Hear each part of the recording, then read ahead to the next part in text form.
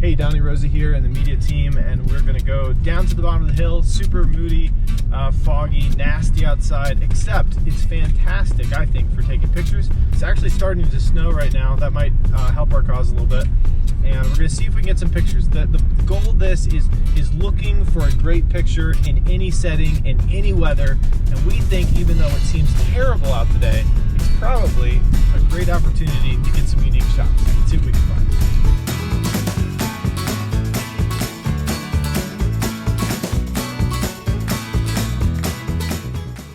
All right, so for the first shot here, we picked this location. You can look and pan out there.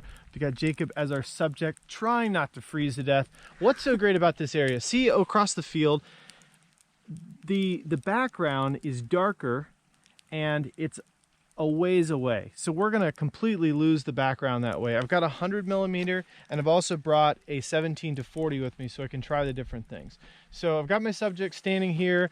You can keep looking out that way, Jacob, do whatever you want to do. And so first thing I'm gonna do is check my exposure. All right, so we'll come out here. Well, Jacob just kind of stare off into the wilderness there and take a few shots. I'm gonna put him on a third. All right, I like that. The fact that the snow is just coming down is gonna be great for these pictures. Head back just a little bit. Now look at Calliope. Roll your shoulders back a little bit more. Okay, cool. Now go a little bit that way and then walk towards me. Take pictures of him coming and going. Gives me lots of options to work with. All right. Now stop halfway, half step. And put my subject kind of third. Also considering like the golden ratio. Now look right here, Jacob, just off just over my shoulder. Yeah, I love that. I love how our background is super far away. The snow's gonna show up. A couple wide angle shots close up. So the weather is crazy, but there's lots we can do with it. One of the things I love about this 100mm lens here is that it does macro. So along the way, the grass is really unique with the bubbles of water. So we can step down here and take a few shots and get some real detail.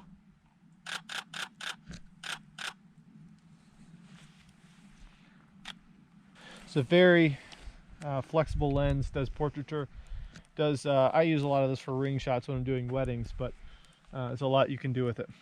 All right, so we're here at another little location across the field. Carrie's our subject. Didn't warn her at all that we're gonna take pictures. We grabbed somebody's jacket. It's huge, it's big, but that's kind of fun too. And so we're gonna get a few shots with her. We get this darker background, the snow's still falling. So we wanna kind of make it look dramatic, moody, kind of like you just got caught in a sudden snowstorm a little bit. So let's see what we can do. Look at Calliope. Sometimes I like to have the subject look at me, but a lot of times I want them to look just off. If you're just staring at the camera, that's one look, but sometimes it's a lot better if they're doing something so it looks like you kind of caught them in their natural element more than just staring and posing for the camera.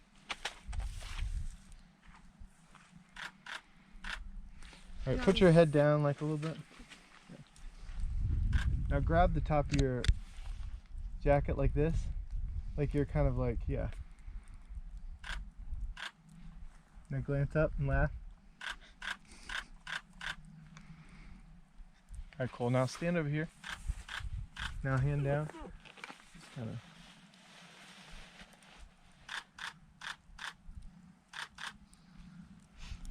All right, so like I said, you never know what's going to open up as a shot. We're going to take these back and edit them and see if there's anything we can work with here. But doesn't matter the weather. You can make a shot happen, you just got to look for it. We're going to go to a couple other locations and see if we can find some great places to take pictures. Okay, just walking back here, if you look over, you can see those 3 pine trees there.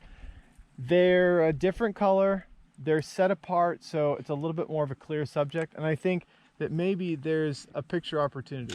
Honestly, if it was snowing really hard and all you could see was those green pine trees and nothing in the background, that would probably even be better. We'll remember that. Might be a place to come back to. I like the fact that it stands out that those are clear subjects, and that's the kind of thing that you want to look for as you're going around taking landscape photos. Every photo, just about, should have a clear subject, a clear story. If it doesn't have that, then it might just be like a sunset. And you know, sunsets are a dime a dozen. They look pretty when you look at them with your eyes, but when you capture them with a camera, you need, like, you know, a silhouette of somebody or something to make it more interesting. So I love the subject up there. Okay, I think we found the spot we were looking for. If you look down this road, it screams photographic opportunity. You know, you've got these dark trees, lots of contrast. You've got the road where you can see the tracks. You've got some color from the pine trees. So we're gonna take a few shots and see what we can find. You just have to, you know, as you drive along, you wanna remember these spots and think, hey, that might be a great place to return to take a photograph, especially on a rainy, nasty, snowy day like today, which is actually not so bad.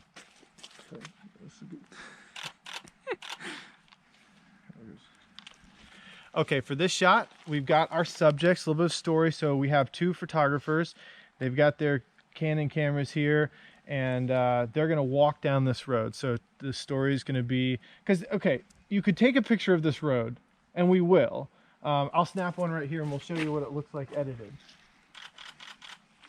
It's probably not the end of the world. It has some mystique to it, but I think if we add to that with two people going on a photographic adventure, that's more of a story. That's potentially more memorative than just taking, especially if you get Jacob trying to eat the snow. Can we get this in the shot? That's more memorative than just the road. So let's take the shot and see what happens.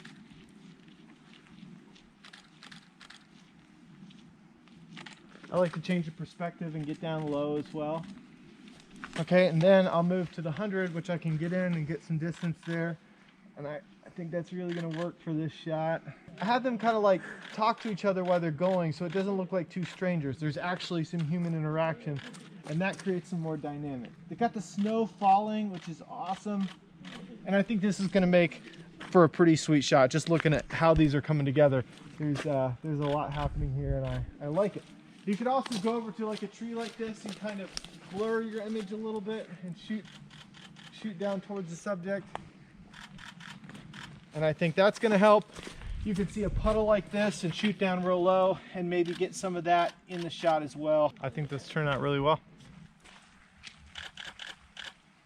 So now the story here is a photographer, middle of the wilderness, that's the road I guess, who's out taking pictures. And I think that makes for a unique shot.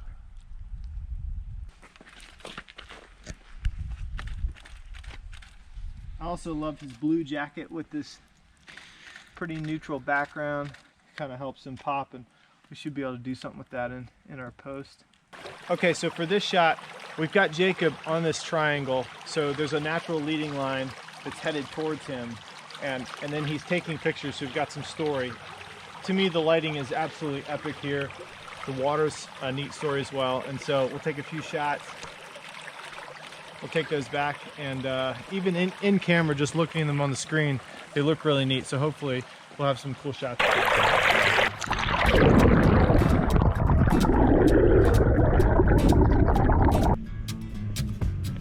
So that's our class for today. We just want to take some pictures in what could be considered not ideal weather to go out shooting, as a reminder to shoot whenever you can. I encourage a lot of my students to take a camera with them no matter where they go. Have it right there in the seat so you can pull up and take a picture at any time. If you keep shooting, you're going to probably get better over time. So keep taking pictures, keep trying, and you'll get better. We call this the DJI dance.